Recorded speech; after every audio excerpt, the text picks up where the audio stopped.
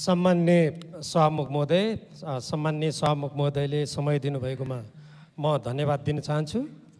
सर्वप्रथम सम्माननीय सभामुख महोदयले भन्नुभए जस्तै हामी नेपाली जनताको धेरै ठुलो मूल्यबाट दुई पटक संविधान सभाबाट लेखिएको संविधानमाथि जसरी प्रहार गरिएको थियो पुस 5 गतेका दिन र जसरी त्यो संविधानबाट नेपाली जनताले आफ्ना लोकतान्त्रिक अधिकारहरूलाई सुरक्षित गर्ने र देशमा राजनीतिक स्थायित्वका साथ अगाडि बढ्ने मान्य सदस्य आफ्नो भनाइ 3 मिनेटमा राख्नु होला।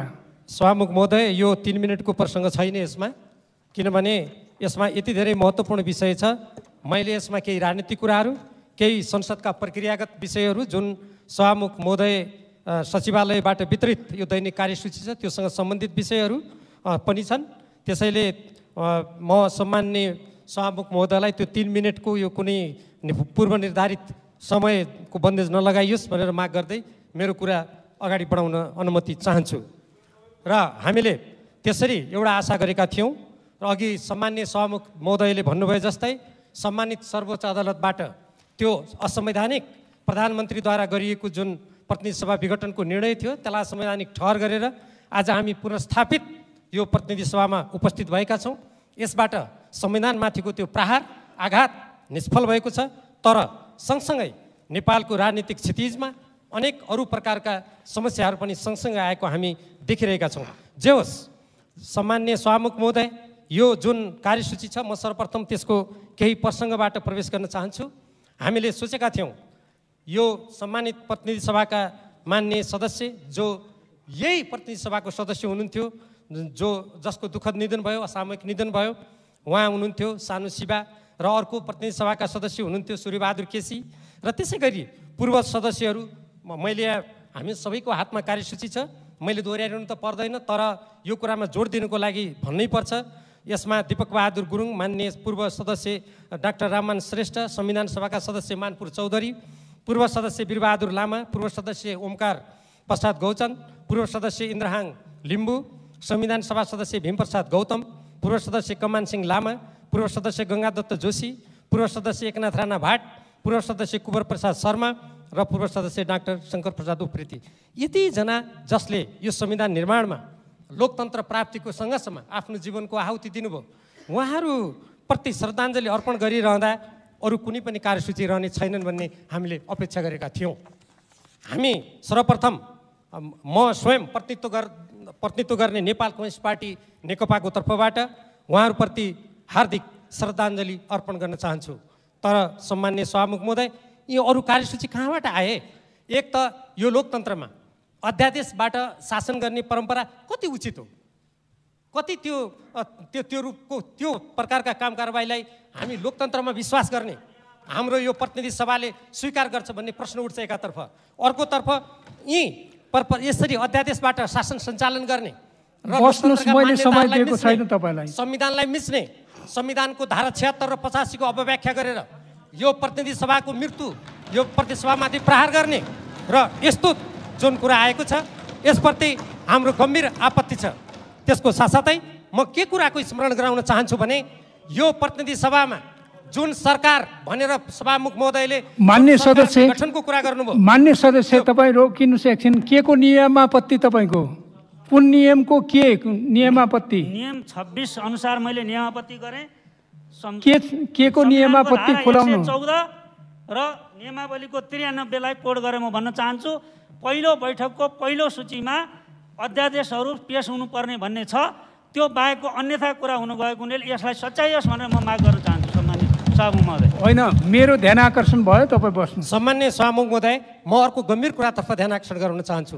आज मात्रै छोट्याउनुहोस् है, भनाइलाई छोट्याउनुहोस्। होइन, यो सम्मान्य सभामुख महोदय यति गम्भीर प्रश्न हाम्रा सामु छ, गम्भीर प्रश्नलाई पनि संक्षिप्तमा भन्नुहोस् न। यहाँ सम्मान्य सभामुख महोदय जुन कुर्सीबाट मलाई आदेश दिँदै हुनुहुन्छ यसमा एउटा ध्यान आकर्षण गराउनै पर्ने विषय छ। त्यो के हो भने आज मात्रै सर्वोच्च अदालतबाट एउटा यस्तो फैसला आएको छ जुन फैसलाले यो सरकारले यसरी अध्यादेश ल्याउन पाउँछ कि पाउँदैन, यो कसको सरकार हो भन्ने प्रश्न यहाँ उठेको छ।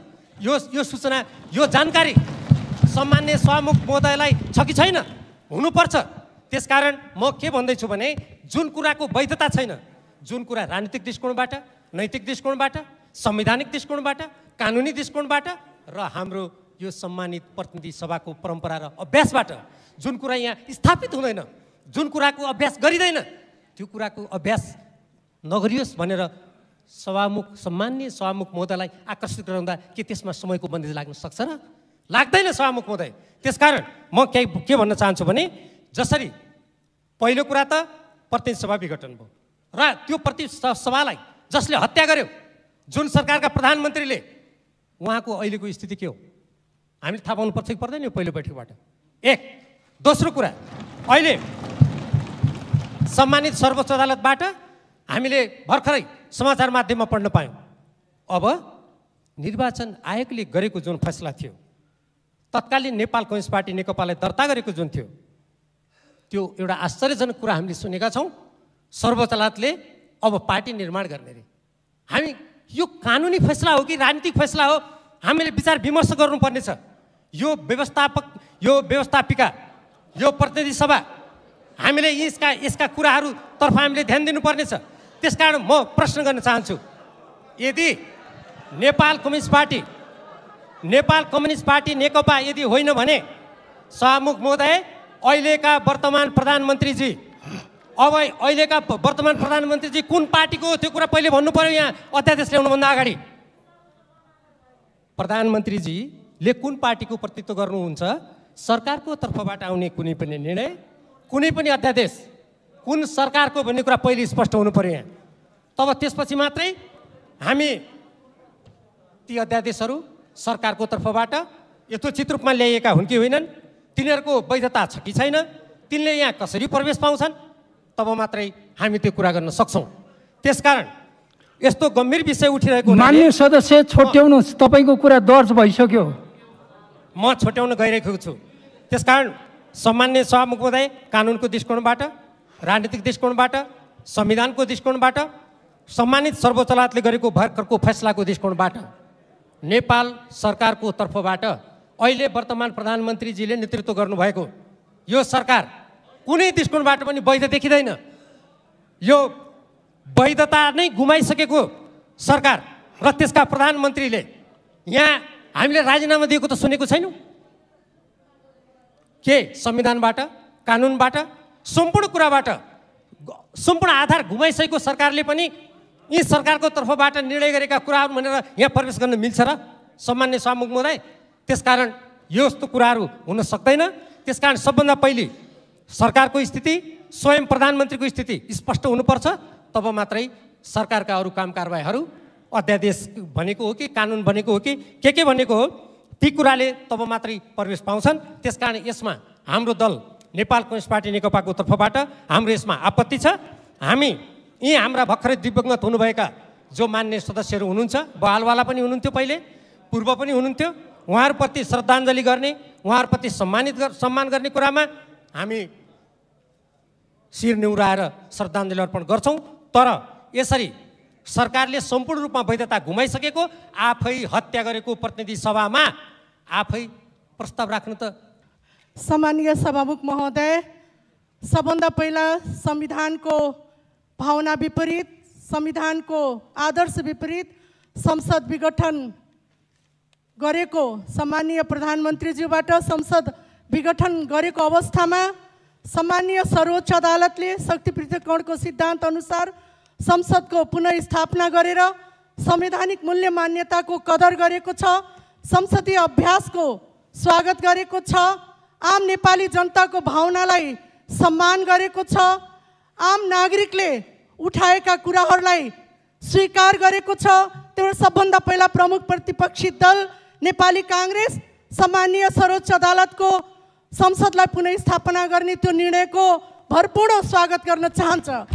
सभामुख महोदय, संसदको पुनर्स्थापना भएको छ, संविधानलाई कार्यान्वयन गर्ने, जनजीविकाको सवाललाई अगाडि बढाउने, संसदलाई सुचारू रूपबाट अगाडि बढाउने, संसदभित्र देखा परेका कुनै पनि चुनौती र व्यवधानलाई यही संसदभित्रैबाट निकास दिलाउनु पर्ने संसदीय अभ्यासमाथि प्रमुख प्रतिपक्षी दलको विश्वास रहेको छ।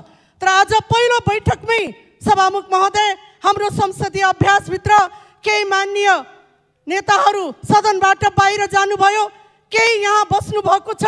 यो सरकारले यो संसदीय अभ्यासलाई सुचारू रूपबाट अगाडि बढाउनको लागि किन यस्तो व्यवधानहरूको अवस्थाको सृजना गरिराखेको छ, यसप्रति प्रमुख प्रतिपक्षी दलको गम्भीर ध्यान आकर्षण भएको छ। सभामुख महोदय, यो सरकारले संसद विघटन गरिसकेपछि सभामुख महोदय अध्यादेशबाट मुलुक चलाउनु पर्ने बाध्यता यो सरकारलाई कहाँबाट आयो? नेपालको संविधान 2072 जीवन्त थियो। 2072 अनुसार सरकारले शासन अगाडि बढाउनु पर्ने थियो, तर सरकारले अध्यादेशको मार्फतबाट संविधानमा नलेखेको कुराहरू, संविधानको भावना विपरीत अध्यादेशलाई लिएर आएर यो मुलुकलाई नियन्त्रण गर्न खोज्यो। सभामुख महोदय, मैले ध्यान आकर्षण गराउन चाहे, जुन संवैधानिक परिषदको अध्यादेशको जुन प्रस्ताव यहाँ पेश हुन गइराखेको छ सभामुख महोदय, यो संवैधानिक भावनाको विपरीत भएको हुनाले प्रमुख प्रतिपक्षी दलले यसलाई स्वीकार गर्न सक्दैन। सभामुख महोदय, संवैधानिक परिषद भनेको सरकारले निर्णय गर्ने ठाउँ होइन। नेपालको संविधानको धारा 284 ले संवैधानिक परिषदको गठनको जुन परिकल्पना गरेको छ त्यो राज्यको परिकल्पना गरेको हो। सभामुख महोदय, संवैधानिक अङ्गका अध्यक्ष र सदस्यहरूको नियुक्तिको लागि राज्यले त्यहाँ नियुक्ति गर्नुपर्ने, सिफारिस गर्नुपर्ने प्रावधान हाम्रो संविधानले दिएको छ। त्यही भएर त्यो संवैधानिक परिषदमा सम्मानीय प्रधान न्यायाधीशजीदेखि लिएर विपक्षी दलको नेतादेखि लिएर सम्मानीय सभामुखदेखि लिएर राष्ट्रिय सभाको अध्यक्षदेखि लिएर उपसभामुख अन्तर्राष्ट्रिय नारी दिवसको पूर्व सन्ध्यामा भन्न पनि दुःख लागेको छ। आज 3 वर्ष भइसक्यो फरक दलले, महिला नेत्रीले एउटा उपसभामुखको पदलाई निर्वाचन गरौँ भनेर थाक्दाखेरि पनि महिला नेतृत्वमाथि चुनौती खडा भएको छ। दुःखको साथ भन्न चाहन्छु सभामुख महोदय, संविधानले, संवैधानिक परिषद भनेको कुनै प्रधानमन्त्रीले, कुनै सरकारले नियुक्ति गर्ने ठाउँ होइन, राज्यले नियुक्ति गर्ने ठाउँ हो। र राज्य भनेको न्यायपालिका, कार्यपालिका र व्यवस्थापिका हो सभामुख महोदय। तर आज सरकारले संसदलाई विघटन गरेको बहानामा, अध्यादेश ल्याउने बहानामा संसदको भावना विपरीत जुन अध्यादेशलाई लिएर आएर राज्यका संवैधानिक अङ्गहरूको प्रमुख र सदस्यहरूको नियुक्ति गर्ने जुन कामहरू गर्यो, यसले संविधानको धज्जी उडेको हुनाले सभामुख महोदय, आज प्रस्तुत गरेको यो अध्यादेश प्रति प्रमुख प्रतिपक्षी दल यो अध्यादेशलाई स्वीकार गर्दैन र सरकारलाई आग्रह गर्छ यो अध्यादेश संविधानको भावना विपरीत भएको हुनाले, शक्ति पृथक्करणको विपरीत भएको हुनाले राज्यले गर्नुपर्ने निर्णय सरकारले आफ्नो स्वेच्छाचारी ढङ्गबाट, मनोमानी ढङ्गबाट गरेको हुनाले यो अध्यादेशलाई कम्तीमा यो संसदीय अभ्यासको यो संसदभित्र प्रवेश नगराएर सरकारले यो अध्यादेश तुरन्त फिर्ता लिएर लग्नको लागि पनि प्रमुख प्रतिपक्षी दल आग्रह गर्दछ। अन्यथा यो अध्यादेश प्रति प्रमुख प्रतिपक्षी दलले यसलाई स्वीकार गर्दैन। यसलाई अस्वीकार गरेको पनि पूर्व जानकारी सम्मानीय सभामुख मार्फत यहाँ गराउँदै म आफ्नो भनाइ यही टुङ्ग्याउँछु। हस् त, धन्यवाद। मान्य सदस्यहरू, अब सम्माननीय प्रधानमन्त्री श्री केपी शर्मा ओलीको तर्फबाट मान्य कानुन, न्याय तथा संसदीय मामिला मन्त्री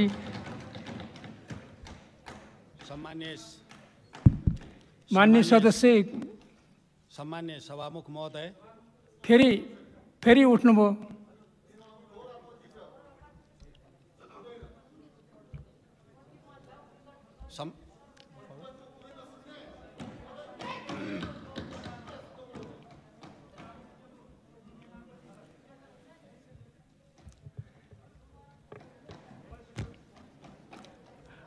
मान्य सदस्य, यो तपाईँहरूको भनाइ त दर्ता भइसक्यो नि सदनमा।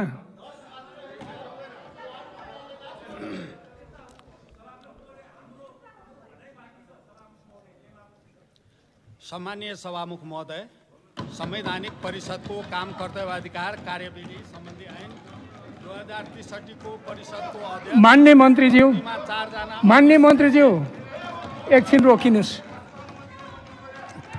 एकछिन म केही कुरा भन्छु। मान्य सदस्यहरू मेरो कुरा सुन्नुहोस् न पहिला।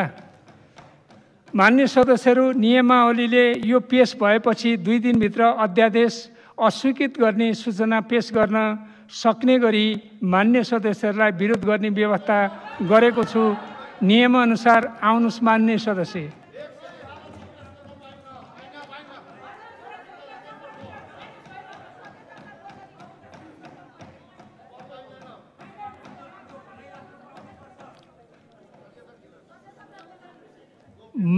मान्य श्री बालकृष्ण खाँड।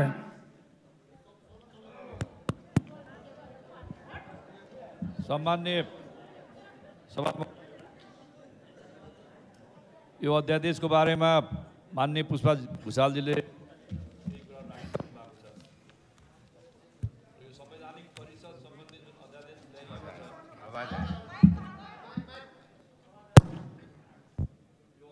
चाहिँ संविधानको प्रतिकूल छ।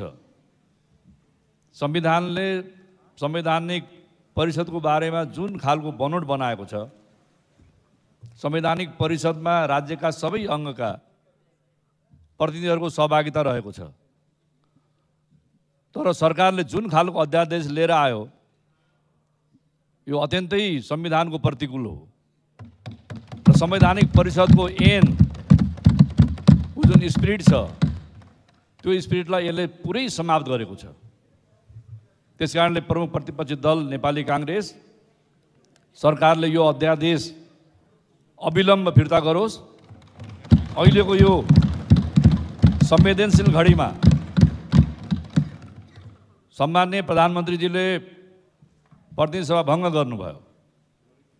यो विघटनलाई प्रमुख प्रतिपक्षी दल लगायत धेरै दलहरूले, आम नागरिकले असंवैधानिक, अलोकतान्त्रिक, सर्वसत्तावाद र निरङ्कुशताको कदमको रूपमा लिएको थियो। सर्वोच्च अदालतले प्रधानमन्त्रीजीको सरकारको प्रतिनिधि सभाको विघटनलाई फिर्ता गरेको छ र प्रतिनिधि सभा पुनर्स्थापित गरेको छ। प्रतिनिधि सभाले संविधानलाई ट्र्याकमा लिएर जाने, संसदीय अभ्यासलाई जनताको भरोसा र विश्वास अनुकूलको बनाएर लिएर जाने हामी सबैको दायित्व हो। त्यही कारणले सरकारले संवैधानिक परिषदको जुन अध्यादेश ल्याएको छ यो बिल्कुलै असंवैधानिक छ। यो असंवैधानिक अध्यादेश स्वीकार गर्नै सकिँदैन। यो जारी भएको बखतमै हामीले यसको विरोध गरेका थियौँ। पहिलो पटक सरकारले फर्कायो, त्यही फर्काएको अध्यादेशलाई फेरि लिएर आयो।